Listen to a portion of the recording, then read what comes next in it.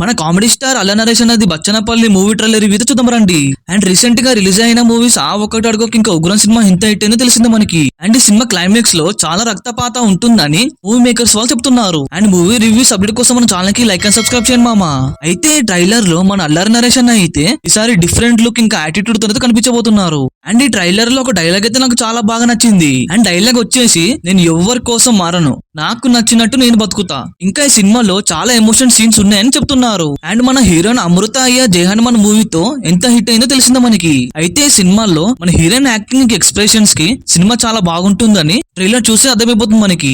And ఈ cinema story వచ్చేసి 1990లో జరిగే కథలు ఆధారంగా సినిమా స్టోరీ అయితే తీసుకున్నారు. మన కామెడీ స్టార్ అల్ల నరేష్ అన్న గురించి కొత్తగా చెప్పడం అయితే అవసరం లేదు, ఎందుకంటే కామెడీ టైమింగ్ యాక్టింగ్ అయితే వేరే లెవెల్ ఉంటుందని తెలిసిందే మనకి. అయితే ఈ సినిమా మన అల్ల నరేష్ అన్నకి పెద్ద కంబ్యాక్ మూవీ అని చెప్తున్నారు.